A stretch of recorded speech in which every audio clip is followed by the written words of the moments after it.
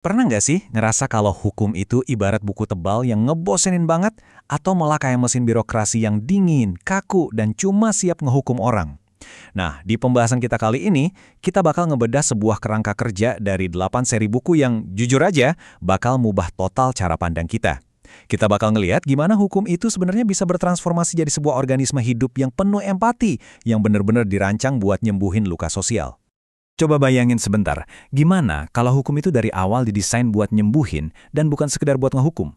Pertanyaan ini emang provokatif banget ya, tapi ini penting buat nantang dan ngebongkar semua asumsi dasar yang mungkin selama ini udah melekat kuat soal sistem keadilan di keseharian kita. Nah, buat ngejawab pertanyaan tadi, ini dia peta navigasi kita. Kita bakal ngelewatin 6 tahapan menuju semesta noetik. Mulai dari runtuhnya berhala positivisme, metodologi spiral triadik, menjembatani teks dan realitas, hukum sebagai rahim cinta, anatomi pohon keadilan, sampai akhirnya kita masuk ke sintesis organum noeticum. Oke, kita langsung masuk ke tahap pertama ya, runtuhnya berhala positivisme. Di tahap ini, buku pertama yang berjudul Prolegomena ini fungsinya ibarat fase detoksifikasi. Tujuan utamanya itu buat ngancurin apa yang disebut kacamata kuda positivisme. Tahu kan, pandangan kaku di mana penegak hukum itu ngerasa jadi tuan yang arogan, dan undang-undang cuma dianggap sebagai alat mati yang siap dipukulin ke siapa aja?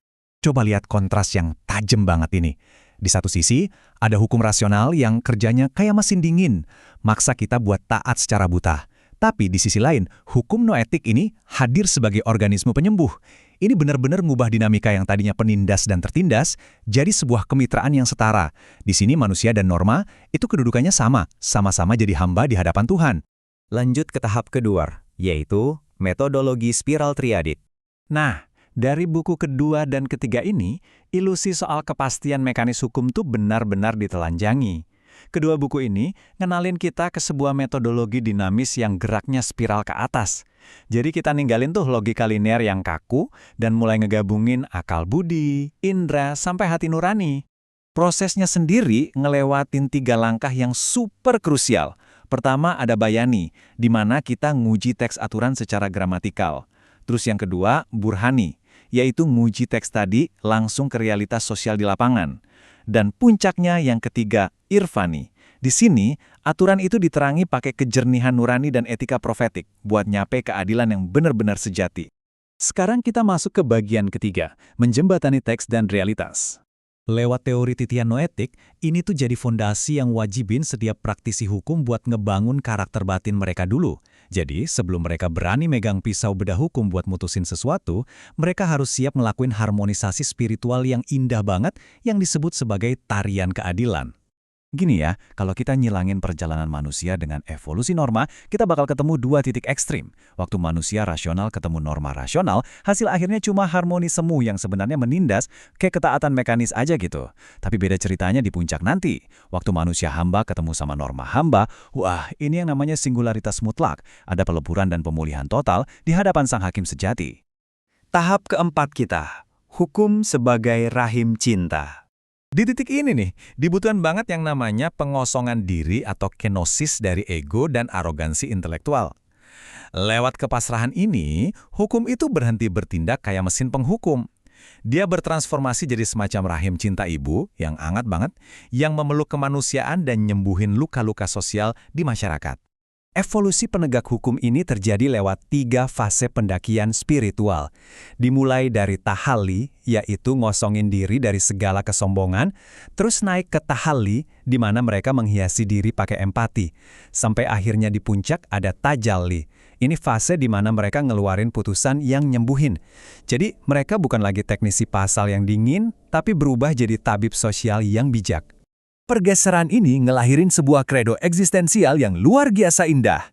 Servio ergo sum, yang artinya, aku mengabdi, maka aku ada.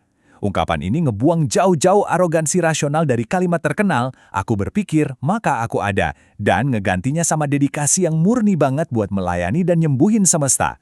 Lanjut ke bagian kelima, anatomi pohon keadilan.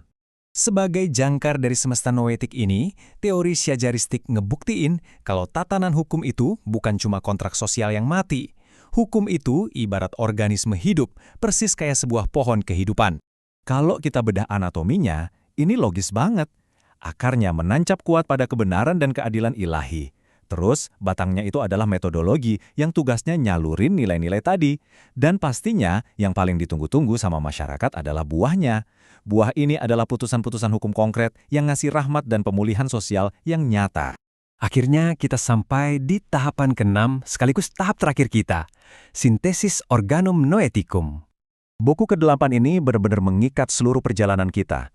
Dia nempatin sistem noetik ini kayak pelampung penyelamat, yang bantu kita navigasiin jalan keluar dari kakunya modernisme dan kebingungan di era postmodern.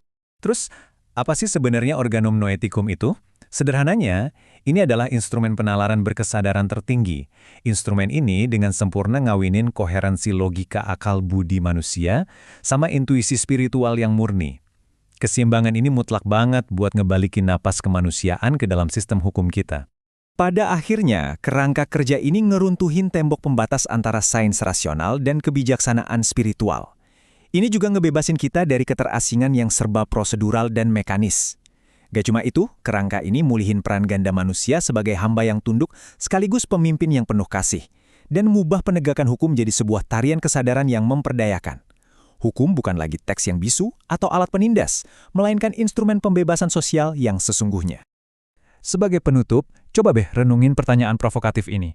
Kalau sistem peradilan kita benar-benar merefleksikan kesadaran spiritual tertinggi kita, seperti yang ditawarin sama semesta noetik tadi, kira-kira gimana cara kamu bakal menari dengan keadilan esok hari?